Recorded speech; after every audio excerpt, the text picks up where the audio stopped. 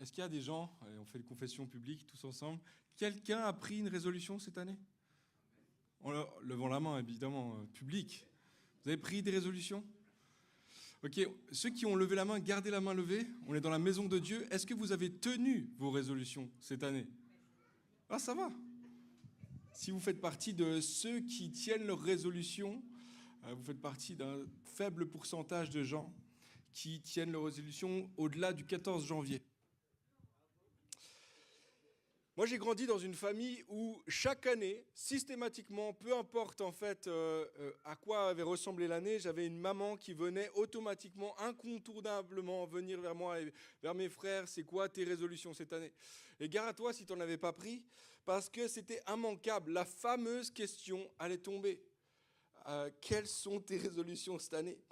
Ça a marqué mon enfance, c'est vrai. C'est un truc qui est revenu très souvent, mais j'ai remarqué en grandissant que ce n'est pas toutes les familles et toutes les personnes qui pensent comme ça ou qui ont cette habitude-là.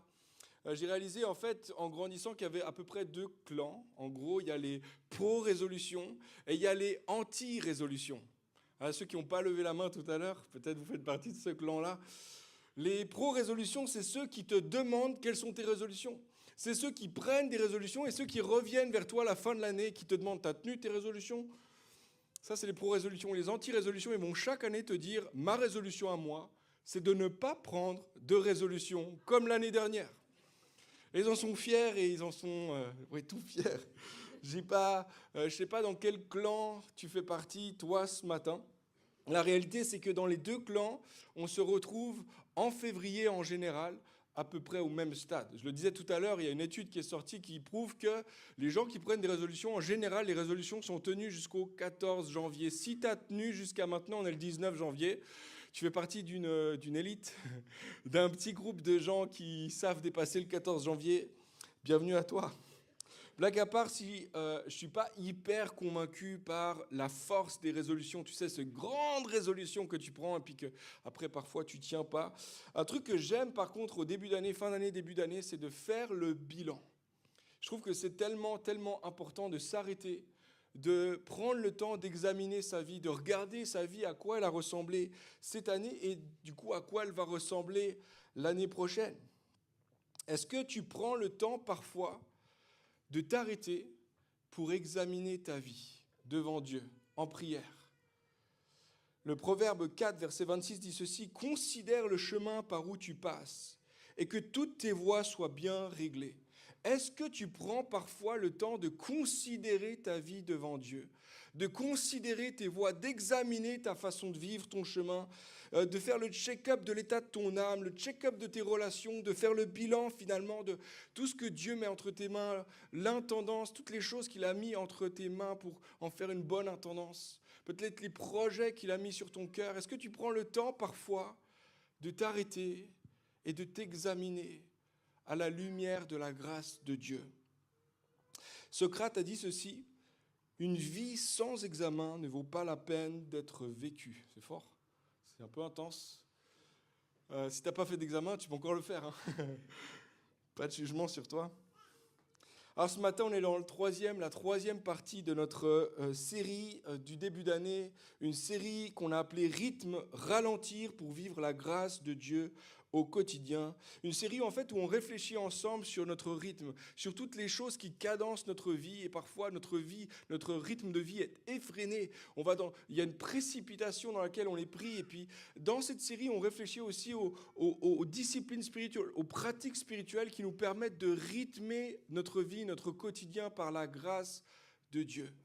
Et si vous étiez là les dernières semaines, vous aurez compris l'objectif ici, c'est vraiment de réaliser les dégâts sur ton âme, sur ta vie spirituelle d'une vie à la hâte. Si tu passes ta vie à courir, si tu passes tout 2025 à courir, tu vas passer à côté de l'essentiel pour ta vie cette année. Peut-être que là, tu réfléchis à ton année 2024 ou ton année 2023. Si tu ne veux pas que 2025 ressemble à 2023, 2022, 2021, c'est peut-être le temps de faire un examen. C'est peut-être le temps de t'arrêter, de réfléchir à ce qui rythme ta vie. La semaine passée, il y a 2 semaines, j'ai apporté un message qui s'appelle « Prier pour ralentir ». On a parlé de la discipline spirituelle de la prière. La semaine passée, Aimable a apporté un excellent message sur cette idée de jeûner pour restaurer. La discipline spirituelle du jeûne qui nous permet de rester calme devant Dieu, de nous calmer dans notre corps aussi et d'être attentif à ce que Dieu veut nous dire. Aujourd'hui, j'aimerais pas encourager les pro-résolutions, j'aimerais pas non plus mettre une pression sur les anti-résolutions, mais ce que j'aimerais vous partager, c'est la pratique spirituelle de l'examen de soi, s'examiner devant Dieu. Et j'aimerais t'encourager en fait aujourd'hui à être très attentif à ce qui se passe sous la surface. C'est le titre de mon message ce matin, sous la surface. C'est vrai que le monde bouge autour de toi. Il y a beaucoup de choses qui se passent tout autour de toi, qui évoluent, qui s'agitent, qui s'activent tout autour de nous. Mais en fait, il y a tout un monde qui se passe à l'intérieur de toi, qui bouge, qui s'active. Et dont tu as besoin parfois, on a besoin de réaliser qu'il se passe quelque chose sous la surface. Comme un iceberg qui, une grande partie de ta vie en fait est cachée, et pas visible. Il y a plein de choses en fait dans ta vie que les gens ne verront jamais. Que si on observe réellement, on prend le temps de t'observer, on ne pourra pas le voir. Parce que c'est quelque chose qui se passe à l'intérieur de toi. Et en fait, toutes les choses visibles de ta vie reposent sur les choses qui sont invisibles. Sur ton cœur, sur les réalités de l'état de ton âme. Le Proverbe 4 dit ceci, verset 23, « Garde ton cœur plus que toute autre chose, car de lui viennent les sources de la vie. » J'aime la façon dont le Summer traduit ce verset, c'est la slide d'après. « Garde par-dessus tout, veille soigneusement sur ton cœur, car il est la source de tout ce qui fait ta vie. » Garde ton cœur, veille sur ton cœur. En gros, il dit, s'il y a une chose que tu dois garder attentivement, que tu dois regarder attentivement, c'est ta vie intérieure, c'est ton cœur. Parce qu'en fait, dans le langage biblique de l'époque, le cœur, ce n'est pas juste l'organe qui permet de pomper le sang et de réguler le sang à l'intérieur de ton corps. Le cœur, dans la Bible, c'est toute la vie intérieure. Le cœur, c'est ce qui domine sur tes pensées, sur tes émotions, sur tes décisions, sur tes intuitions. C'est tout ce qui se passe à l'intérieur de toi qui est difficile à mettre des mots à l'extérieur. Le cœur, en fait, c'est ce qui règne ou ce qui est au-dessus, ce qui domine tous les domaines de ta vie. C'est pour ça que l'homme qui a écrit le proverbe, il dit « Mais garde ton cœur plus que tout. » Tous les domaines de ta vie sont d'une manière ou d'une autre connectés à ton cœur, à l'état dans lequel se trouve ton cœur. Comme un iceberg, il y a beaucoup de choses en toi que personne ne voit, mais qui est la fondation de tout ce qui est visible dans ta vie. Le problème, c'est que dans une société où tout avance extrêmement vite et la cadence est effrénée, on vit à un rythme effréné, en fait, il peut se passer des semaines, des mois et parfois même des années sans que nous prenions le temps de réellement nous arrêter pour voir comment ça se passe dedans. Tu sais, ça t'est déjà arrivé qu'on te pose la question « Comment ça va ?» Non mais vraiment, comment ça va? Puis que là, tu dois réfléchir longuement parce que tu te dis « Mais je ne sais pas vraiment comment ça va, vraiment en moi. » Le problème, c'est que dans une culture matérialiste comme la nôtre, on valorise ce qui se voit, ce qui est mesurable, ce qui est productif. Et on ne réalise pas en fait qu'il y a beaucoup de choses qui se passent à l'intérieur de nous qu'on néglige, que personne ne verra jamais, mais qui est aussi important. Laisse-moi te dire ce matin que si tu négliges l'état de ton âme, l'état de ta vie intérieure, tôt ou tard, la ruine va prendre le dessus. La ruine intérieure va commencer à ruiner finalement toutes les parties de ta vie. Garde ton cœur plus que tout, car de lui viennent les sources de la vie. Rich Villodas a dit ceci, « Une réflexion limitée conduit généralement à des réactions dangereuses. Lorsqu'il n'y a pas d'espace pour traiter notre monde intérieur, nous nous retrouvons à réagir de manière irréfléchie, instinctive, au monde qui nous entoure. Malheureusement, beaucoup de nos journées sont construites de manière stratégique et inconsciente pour éviter de regarder sous la surface.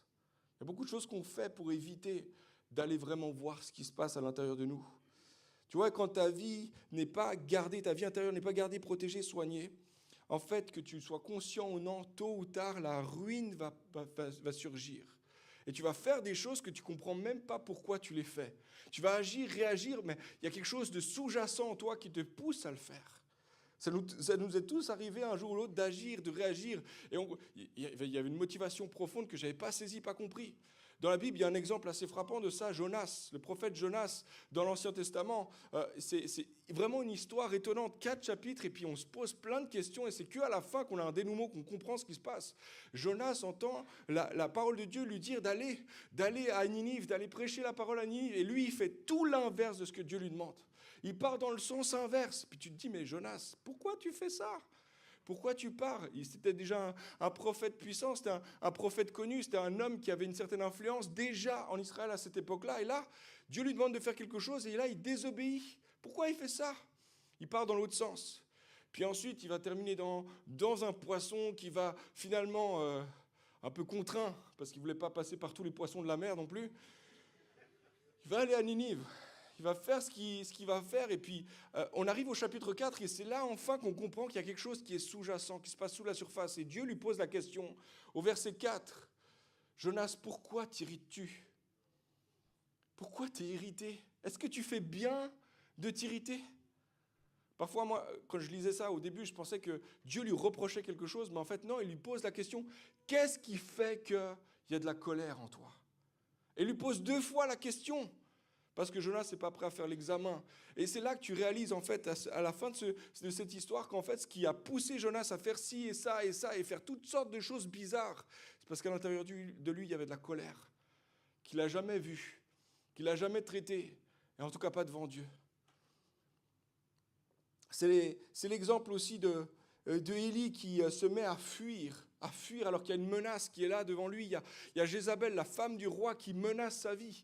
Et là, il fuit, il part, il fait 40 jours de marche dans le désert pour aller à Horeb, pour parler avec Dieu. Puis, en fait, il lui demande la mort, et c'est tellement impressionnant comme histoire, parce qu'en fait, juste avant ça, Élie est dans la saison la plus victorieuse de toute sa vie. Il a prié, le ciel s'est fermé pendant 3 ans. Il y avait la famine en Israël.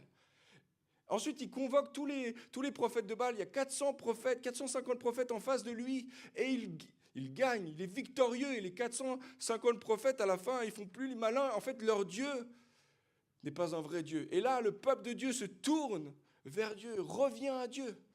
Non seulement ça, mais ce jour-là, Élie prie, et le ciel qui était fermé pendant 3 ans s'ouvre et met fin à la sécheresse, la puissance. Il y a une puissance dans la prière d'Élie, il y a quelque chose qui se passe. Et là, on se pose la question, mais pourquoi tu fuis ? T'as peur de quoi ? T'as pas l'impression que Dieu est avec toi ? Et en fait, ce qu'on comprend 40 jours plus tard, il arrive à cette caverne et il est devant Dieu et puis il dit, « Je veux la mort. Donne-moi la mort, j'en peux plus. J'ai déployé mon zèle devant l'Éternel. » Puis on comprend en fait qu'il y a quelque chose qui se passe en lui, il y a quelque chose qui ne va pas. Et Dieu lui pose cette question tellement, tellement puissante. « Élie, que fais-tu là ?» Il lui pose 2 fois la question. Une fois de plus, on peut comprendre dans le ton que, moi j'imaginais toujours que Dieu le reprochait d'avoir fait tout ce voyage. Pourquoi il ne lui a pas dit au tout début alors ?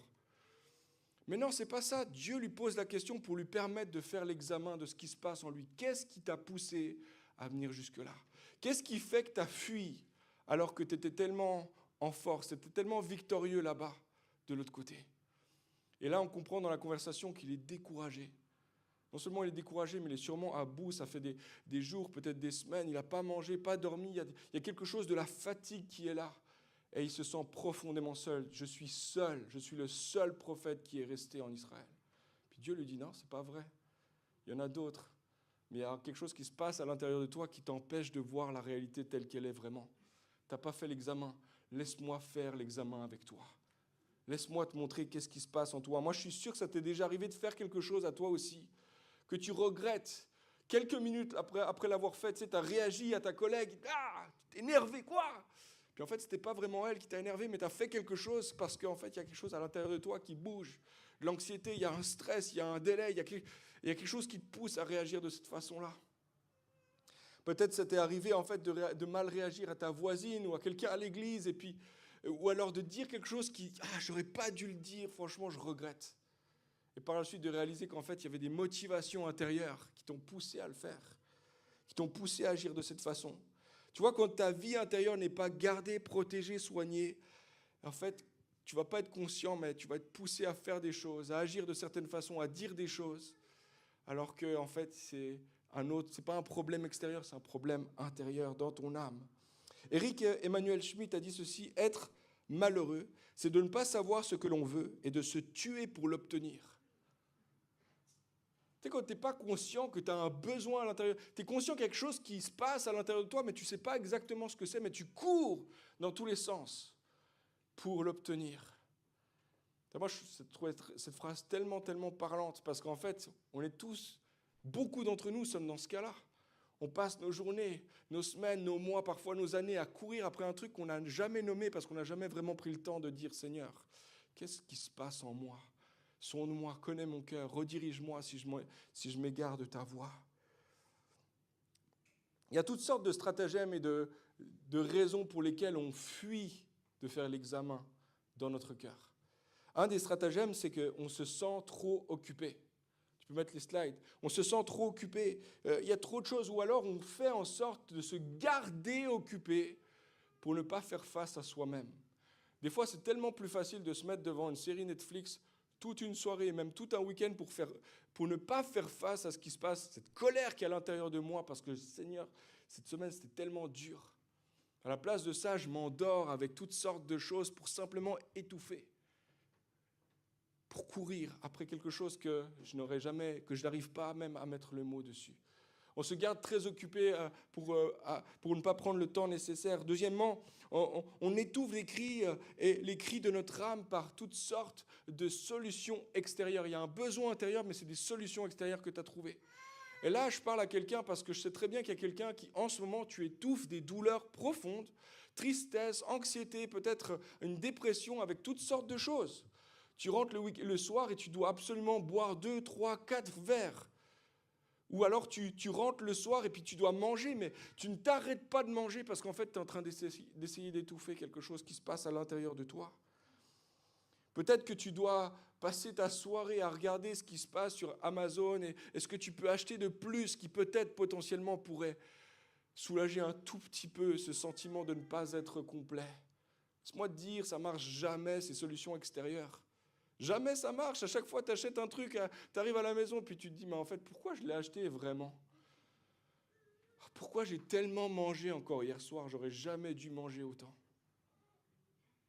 Puis ça marche jamais, ça marche que pour quelques instants, mais en réalité, ça ne règle pas le problème à l'intérieur. La troisième stratégie que parfois on fait, c'est qu'on compartimente les parties de notre vie. On compartimente notre vie pour garder Dieu finalement à l'extérieur, d'une certaine façon. Dieu, il est là le dimanche, mais le lundi, c'est mon affaire. Tu vois, mon travail, c'est moi, ma foi, c'est toi, Seigneur. Tu vois, quand mes relations, c'est moi, mais la prière, c'est avec toi, Seigneur. Etc., etc. Mon argent, mon porte-monnaie, c'est moi. Et puis, moi, je te laisse le dimanche matin entre 10h15, 10h moins quart, puisque Gabi m'a dit de venir plus tôt. Et puis 11h30 et parfois midi, parce que des fois, Raphaël parle trop. Mais non, en fait, Dieu veut que toutes les parties de ta vie soient ouvertes à lui. Puis on compartimentalise parfois. Il y a un contraste tellement fort dans la Bible entre le roi Saül, qui était le roi d'Israël, et David. Le roi Saül, en fait, a régné pendant 40 ans, et en fait, il est rentré dans les 3 catégories que je viens de décrire. Pendant 40 ans, il a complètement délaissé son âme. Il a laissé Dieu en marge de sa vie. Et puis, il était trop occupé. Il courait dans tous les sens pour pouvoir régler ce qui se passait à l'intérieur de lui. Il cherchait des solutions extérieures à des solutions ou des problèmes intérieurs. Puis, il y a plein de moments où tu peux voir un peu de ça. Mais un moment qui est iconique, qui est vraiment spécifique, c'est quand le prophète Samuel vient vers lui et puis le confronte sur un péché, une désobéissance qu'il a fait. Et en fait, Saül, il n'est pas du tout intéressé, il ne se repent pas, il ne se pose même pas la question, il ne s'examine pas, il ne prend pas le temps, rien du tout. Il dit juste, fais en sorte que tu me bénisses devant les autres. Compense d'une certaine manière. Solution extérieure pour un problème intérieur. Et au lieu de prendre l'occasion que Dieu lui tend, c'est Dieu qui vient dans sa grâce par Samuel lui dire, repens-toi. Et à la place de prendre cette opportunité-là de se repentir, Saül cherche tous les moyens pour étouffer le problème, pour courir vite à la prochaine aventure. Au contraire, David, de son côté, quand il succède à Saül, loin d'être parfait, il a aussi toute une vie, des côtés sombres, etc., toutes sortes de choses qui se passent en lui qui sont sombres. Mais quand Dieu envoie Nathan le prophète pour confronter son péché, Il avait vraiment dérapé, vraiment fort dérapé. Et Dieu le confronte et sa réaction, c'est la repentance. Sa réaction, c'est le jeûne. Sa réaction, c'est de se mettre devant Dieu et de demander pardon. Si vous voulez lire un extrait de sa repentance, lisez le psaume 51. Vous allez voir, c'est tellement profond. Il est là. Seigneur, pardonne-moi.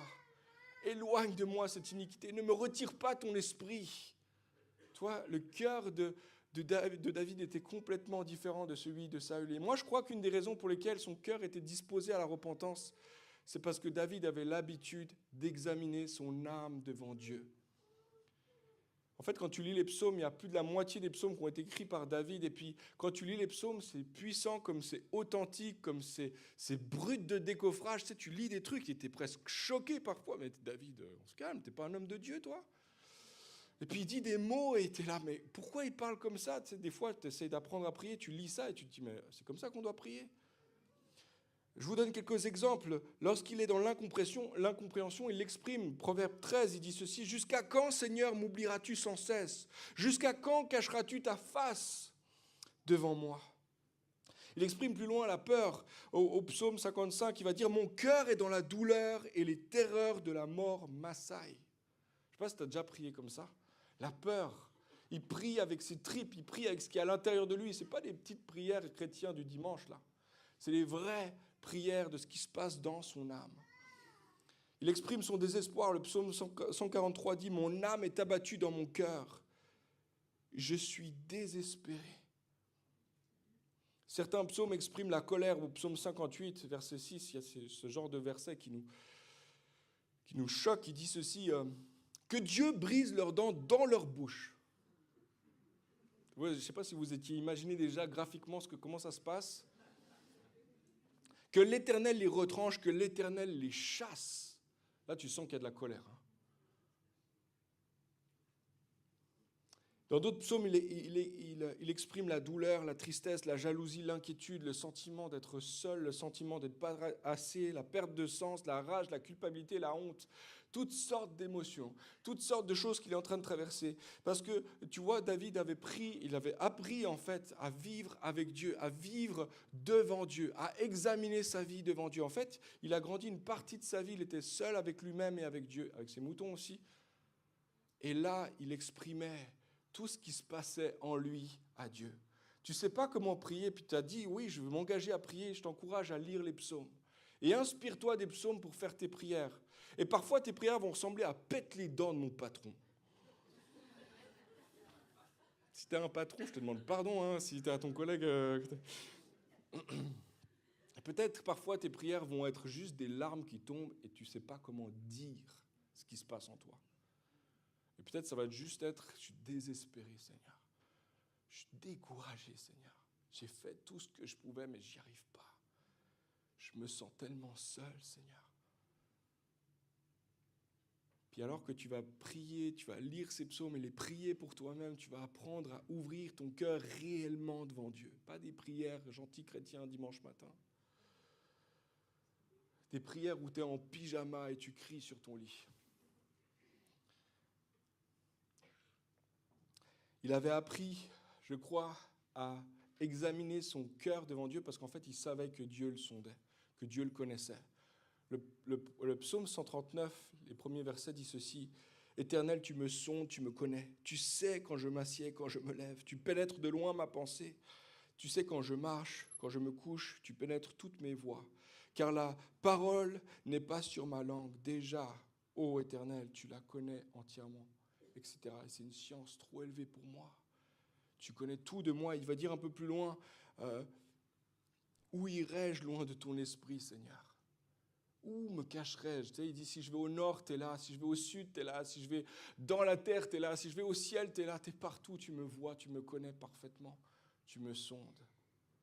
Mais il va plus loin, il sait que Dieu sait ça de lui, mais maintenant c'est lui qui le demande.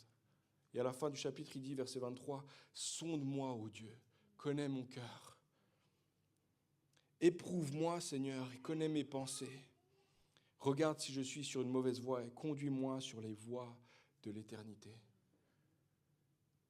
Les mots sont forts ici. Sonde-moi, Éternel, examine, explore les moindres parties de mon être, qu'absolument rien ne soit caché devant toi, que tu vois tout, sonde-moi, va en profondeur, passe ta loupe sur ma vie.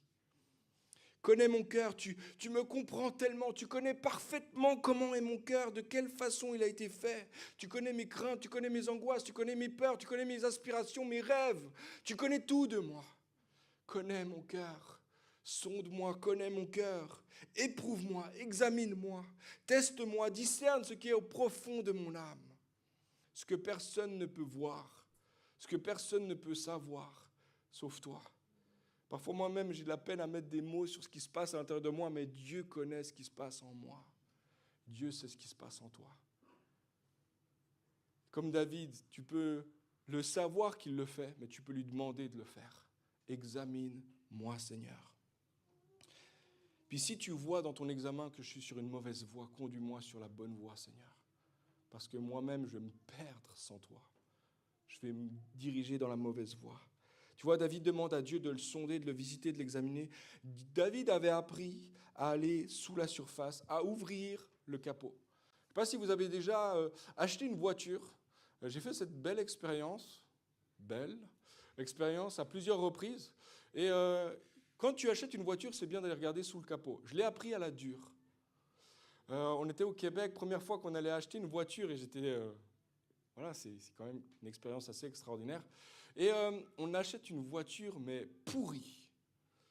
Mais moi, je ne le savais pas. Pour moi, tant qu'elle roule, c'est une voiture, ça va. Donc on achète, on n'avait pas beaucoup de sous, on a acheté ce qu'on avait, et puis c'était très bien, jusqu'à ce que quelques semaines plus tard, le toit il commence à fuir.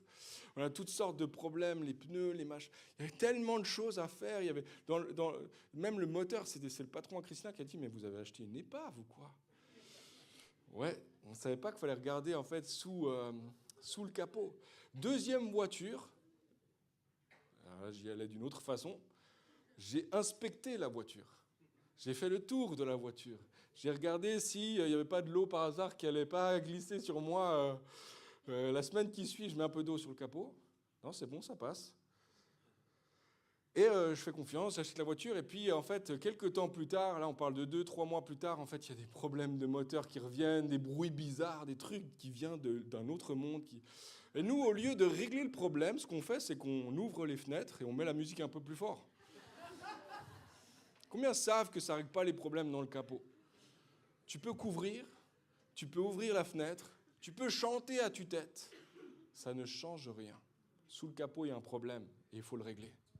Troisième voiture, je peux vous assurer que là, l'examen était différent. J'ai amené un pote qui, lui, connaissait bien les voitures et puis on a fait 3 fois le tour ensemble. Et voilà, pour s'assurer qu'on ne tombe pas encore dans le piège cette fois-ci.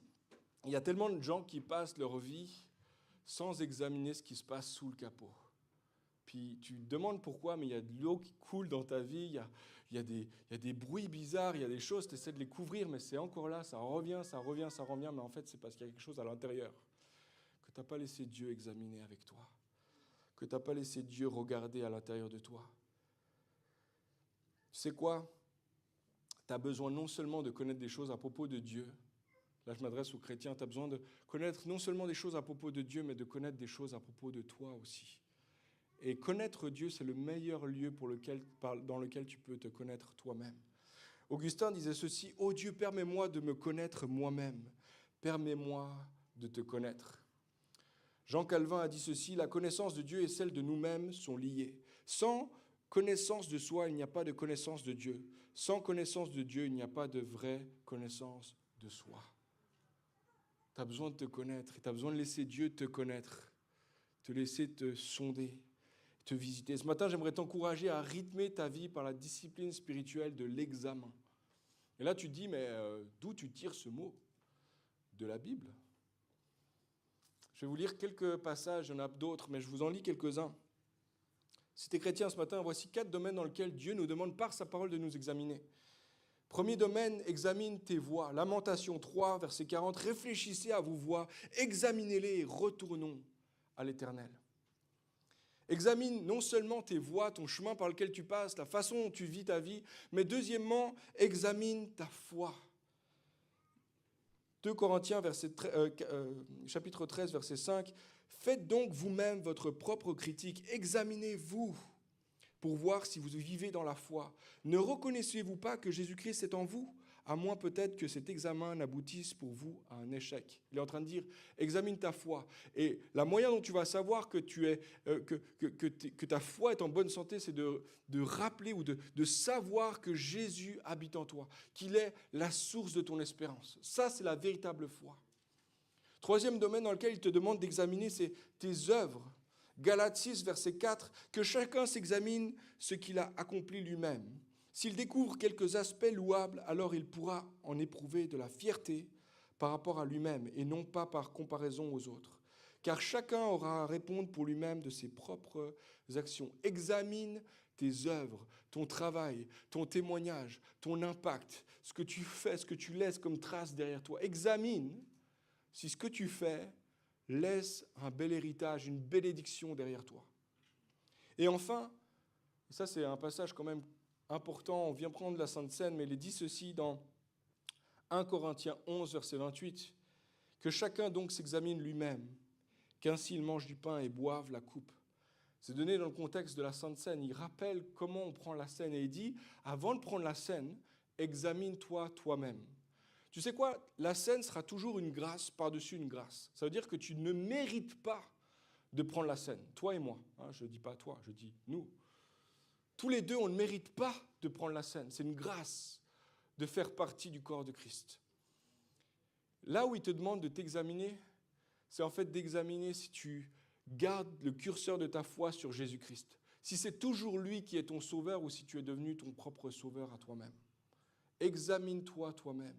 Examine ce qui se passe à l'intérieur de toi. Examine tes voies, examine ta foi, examine tes œuvres devant Dieu et ensuite prends la scène.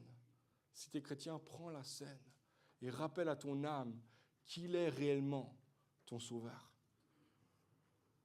Laisse-moi te dire, c'est un des plus grands besoins, je crois, du christianisme contemporain, c'est de prendre le temps de nous examiner nous-mêmes. Parfois, on est triomphaliste, les amis. On croit qu'on est déjà dans la victoire, et c'est vrai, partiellement, on est dans la victoire, mais il y a un déjà pas encore. Et parfois, on vit cette vie-là avec ce truc-là d'un petit peu de proclamation de « je suis déjà dans la victoire », etc. Mais en fait, tu sais quoi, toi et moi, on a besoin de ralentir notre rythme pour s'examiner, examiner notre vie, devant Dieu, devant sa loupe, devant son cœur à lui. La vérité, les amis, c'est qu'il y a beaucoup de gens qui vont passer du temps avec toi dans ta vie. Je ne sais pas combien de temps, tes parents, toi tu vas passer du temps avec tes parents, c'est peut-être une vingtaine d'années où vraiment tu les vois fort, fort, fort, puis ensuite un petit peu moins. Tes enfants, c'est peut-être à partir de l'âge où tu as des enfants jusqu'à ce que 20 ans plus tard, eux, de leur côté, partent. Des amis, et plus la vie avance, et parfois moins on voit les amis, ou moins on a d'espace pour les amis, etc. Mais la personne avec qui tu passes le plus de temps, c'est toi-même. Et parfois, on se connaît tellement peu.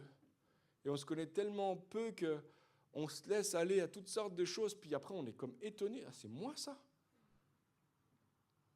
Les amis, j'aimerais nous encourager à nous connaître nous-mêmes, au travers des yeux de Christ, au travers des yeux de Dieu.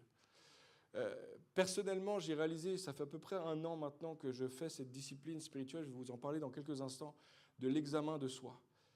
Mais ce qui m'a poussé à le faire, c'est que j'ai un ami, super bon ami, etc., qui m'étonnait à chaque fois qu'on se voyait, il savait parfaitement comment il allait.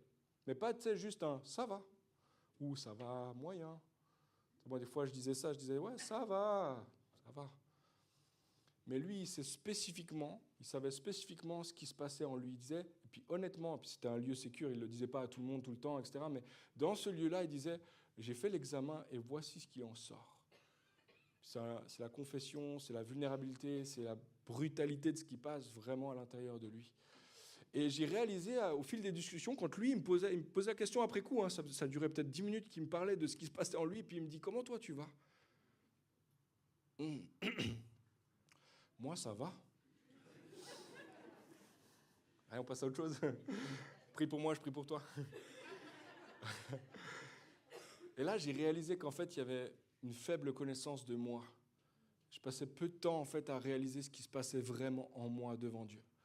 Et à partir de là, je lui ai demandé, à un moment donné, je lui ai dit, je vois que tu connais tellement bien ce qui se passe en toi, montre-moi comment tu fais. Puis il m'a simplement dit, moi, le soir, je m'assois, avec un journal, j'ai un petit journal, je l'ouvre, et je me mets devant Dieu et je lui dis, examine-moi Seigneur, sonde-moi ô Dieu, et je note des choses. Voilà, c'est comme ça dure un quart d'heure, 20 minutes, une demi-heure, mais je prends le temps d'être devant Dieu, d'examiner ma journée devant Dieu. J'ai commencé à le faire, je vous le dis, ça fait à peu près 1 an, je ne suis pas encore super réglé, donc je le fais, mais je ne le fais pas tous les jours, je dois le confesser. Mais j'aimerais, c'est mon inspiration de le faire tous les jours et de réaliser, de faire l'examen de ma journée. J'aimerais vous donner quelques éléments très pratiques pour le vivre vous-même. Voici comment moi je le fais. Ce n'est pas la façon dont mon ami le fait, peut-être d'autres vous le ferez d'une autre façon encore, mais voici ce que moi je fais. 5 choses. Je m'assois le soir, j'ai un horaire, hein. Moi je sais qu'à telle heure je suis au lit et avec mon journal. Si tu ne fais pas ça, tu vas terminer à regarder Netflix et t'endormir devant. C'est ça qui va se passer. Donc, j'ouvre mon journal, je commence comme ça. Sonde-moi, ô Dieu, connais mon cœur, examine-moi, montre-moi si je suis sur une mauvaise voie et conduis-moi sur la voie de l'éternité. Et ensuite, je note 3 sujets de reconnaissance. Tu peux mettre les slides. Reconnaissance. Je note des choses pour lesquelles je suis spécifiquement reconnaissant. Et là, tu peux noter des choses générales comme merci pour l'air, Seigneur. Merci pour la vie, Seigneur, etc. Ou alors, moi, c'est ce que j'essaie de faire, c'est d'être très spécifique sur, dans cette journée, comment je peux dire merci à mon Dieu. 3 sujets. Et puis, lorsque tu fais ça, tu entraînes ton œil, tu entraînes ton âme et ton cœur à réaliser tout au long de la journée les grâces et les bontés de Dieu. Reconnaissance. Deuxième R, la révélation ou la réalisation. Qu'est-ce que j'ai appris aujourd'hui à propos de Dieu, de moi-même ou du monde qui m'entoure? Et j'écris quelque chose. Des fois, c'est très profond, des fois, moins. Et c'est pas grave, c'est ça que j'ai appris aujourd'hui. Révélation, réalisation, j'ai réalisé certaines choses. Et là encore, c'est une manière d'entraîner ton cœur et tes yeux à voir ou à rester attentif à ce que Dieu veut t'apprendre aujourd'hui, demain, après-demain. Troisième chose que je note, repentance. Seigneur, est-ce qu'il y a quelque chose aujourd'hui que j'ai fait qui t'a déplu? Aujourd'hui, j'ai eu une mauvaise attitude, une mauvaise pensée. Je ne l'ai pas dit, mais je l'ai pensé très fort à l'intérieur de moi. J'ai fait quelque chose. Seigneur, est-ce qu'il y a quelque chose en moi qui t'a déplu aujourd'hui, pour lequel je peux te demander pardon? Amen. Au moins, il y a quelqu'un qui écoute. Hein. Je le console comme je peux. Repentance. Et là encore, ça t'entraîne à rester en fait humble, disponible au changement. Seigneur, je veux changer. Change-moi. Il y a des choses dont je n'ai même pas conscience, que tout le monde autour de moi voit. Mais toi, Seigneur, tu me sondes vraiment. Aide-moi, Seigneur. Change-moi, Seigneur. Ensuite, 4e R, résolution. Là, ce n'est pas les résolutions du début d'année, c'est résolution d'aujourd'hui pour demain. Maintenant que je réalise ces choses-là à propos de toi, maintenant que je réalise mon comportement, mon état, Seigneur, je prends la décision que demain, 3 petits points. C'est tout simple. Hein. Mon carnet, il n'est pas très grand, je n'écris pas longtemps. Je ne suis pas quelqu'un qui prend autant de temps que ça pour écrire. Mais ça, je prends comme décision. Prends-en pas 1000, prends-en pas 3000, prends-en juste 1 ou 2. Je prends la résolution d'éloigner de moi les réseaux sociaux. Je prends la résolution d'aller demander pardon à ma collègue pour la façon dont je lui ai parlé. Je prends la résolution de payer ce que je dois à telle personne parce que ça fait des mois que je lui dois. Je prends la résolution de ce que j'ai dit pardon, je le prends sincèrement, réellement, et que je vis selon ce pardon-là que j'ai accordé. Etc., etc. 5e R, requête. Facile, 4 R. 5 R. Requête. Et là, ça commence la prière. Souvent, c'est ce moment-là où moi, je lâche le stylo. Je commence à écrire ma prière, puis ensuite, je lâche mon stylo, et puis ça se transforme en prière. Puis c'est ce moment-là, Seigneur, je te remercie de m'avoir aidé à voir ces choses-là que je n'ai pas vues.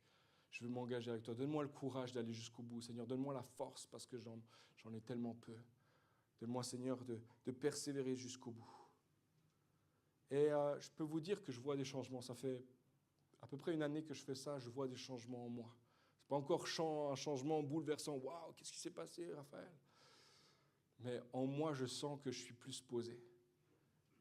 Que je sais que j'ai un lieu dans lequel je peux processer ce qui se passe à l'intérieur de moi. Que je ne suis pas obligé de réagir en face de mon collègue, de mon patron, de mon voisin. Qu'en fait, je vais réagir dans la prière. Seigneur, pète-lui les dents. Mais des fois, c'est mieux de le dire dans la prière que de le dire en face. Hein. Va le dire dans la prière. Quelqu'un devrait dire Amen. Va le dire dans la prière. Peut-être en terminant ce matin, Sophie, si tu peux jouer quelques notes, on va aller dans la prière.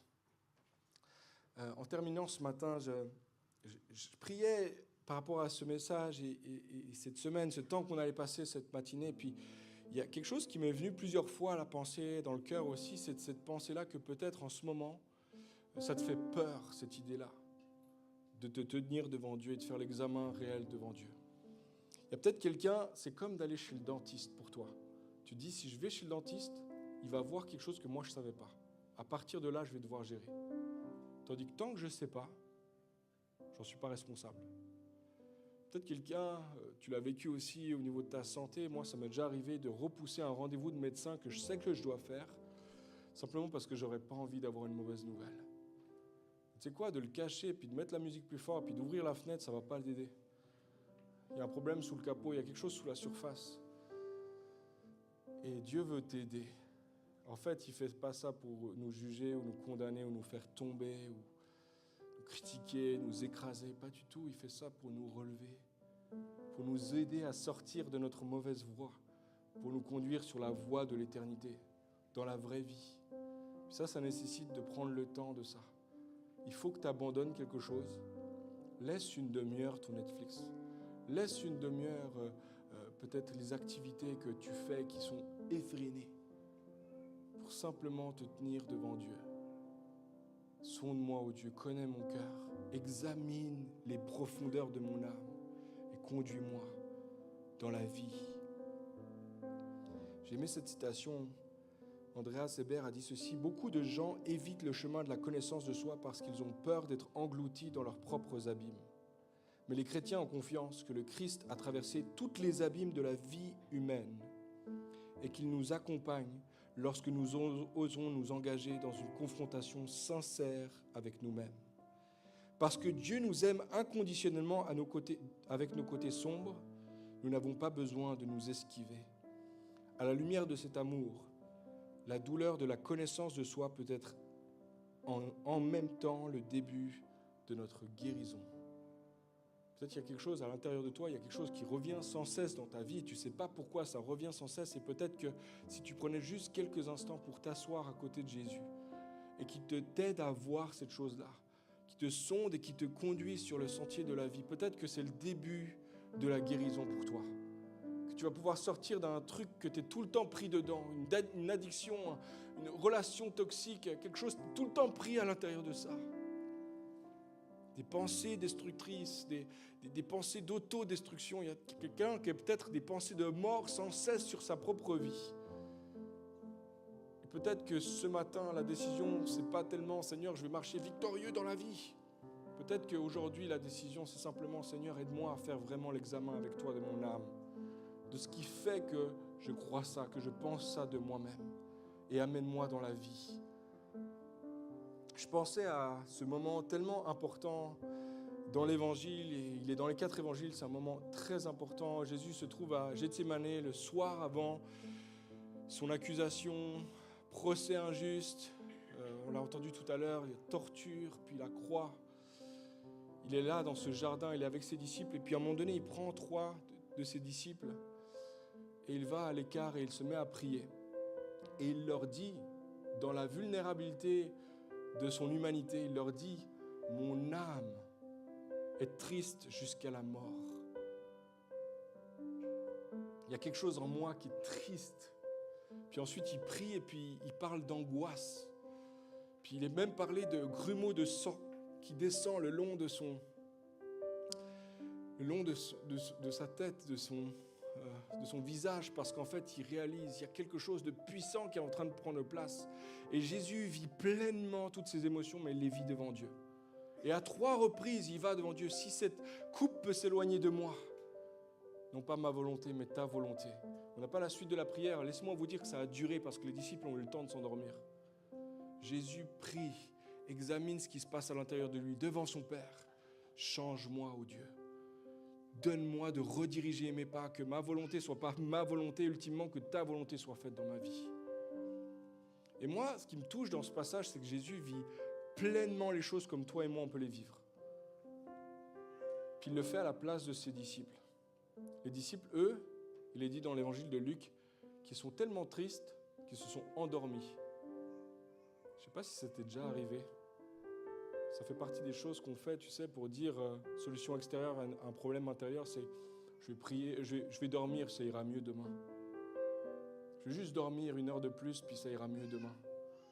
Puis les disciples s'endorment, et à 3 reprises, Jésus les réveille et dit, mais priez avec moi, c'est ça dont vous avez vraiment besoin. S'il y a la tristesse dans votre âme, l'angoisse dans votre âme, c'est ça dont vous avez besoin. De vous laisser sonder par l'Esprit de Dieu, de travailler avec Dieu, ce qui se passe à l'intérieur de vous. Ils étaient tristes à en mourir. Lui, il était triste à en mourir. Eux, ils étaient tristes aussi. Jésus a porté leur angoisse ce jour-là. Il a porté leur tristesse ce jour-là. Il a porté leur condamnation, leur honte ce jour-là. Leur péché, leur maladie, toutes les choses qui pouvaient les retenir, leur chaîne, leur addiction, leur crainte, leur peur, tout ce qui peut retenir un homme de pleinement vivre dans les voies de Dieu, il l'a entièrement porté pour toi et pour moi. Ce matin, j'aimerais simplement terminer. Peut-être tu peux faire un engagement devant Dieu, mais ça c'est entre toi et Dieu, puis moi je vais te laisser le faire cet engagement, mais simplement prier, prendre quelques instants devant Dieu là et dire Seigneur, tu me connais parfaitement. En fait, au-delà du fait que tu sondes et connais intellectuellement les choses qui sont en moi, tu les connais parce que tu les as portées toi-même. Ce jour à Gethsémani, sur la croix, tu connais parfaitement et entièrement toutes les douleurs de mon âme, tout ce qui se passe en moi, tout ce qui est douloureux dans ma vie. Il n'y a rien, absolument rien que tu ne connais pas. Non seulement, Seigneur, tu les connais, mais Seigneur, aujourd'hui, je prends le choix de te demander de me sonder. Tu le sais, tu peux le faire comme tu veux, mais je te donne la liberté, l'accès, la permission, entière permission de le faire, Seigneur. Sonde-moi, ô Dieu. Connais mon cœur, examine mes voies. Conduis-moi sur le sentier de la vie si je m'égare. Conduis-moi vers toi. Ce matin, il y a peut-être quelqu'un qui doit prendre l'engagement de ralentir, d'intégrer dans sa vie, dans sa routine de vie, ce temps d'examen devant Dieu. Tu ne vas peut-être pas le faire à tous les jours au début, mais peut-être commence à le faire chaque samedi, chaque dimanche, 1 fois par semaine. Prends le temps de mettre ta vie dans la lumière de la présence de Dieu. Peut-être qu'il y a quelqu'un ce matin, la seule chose que tu as besoin de faire en sortant de ce lieu, c'est de ne pas faire cette prière dans ce lieu, mais de le faire chez toi, tout seul, et dire, Seigneur, aide-moi à faire face à moi-même. Aide-moi à confronter les zones d'ombre de ma vie. Tout ce qui m'a été fait, tout ce dont je suis victime, et toutes les choses que moi j'ai faites, toutes les choses dont je suis coupable, aide-moi, Seigneur, à voir. Aide-moi, Seigneur, à avoir le courage de confronter la réalité de ma vie. Je veux sortir. Je veux vivre libre. Je veux entrer dans les voies de l'éternité à ta suite. Sonde-moi, ô Dieu. Connais mon cœur. Éprouve-moi. Connais mes pensées. Regarde si je suis sur une mauvaise voie. Et conduis-moi sur les sentiers, sur la voie de l'éternité. Amen. Amen. Que le Seigneur vous bénisse.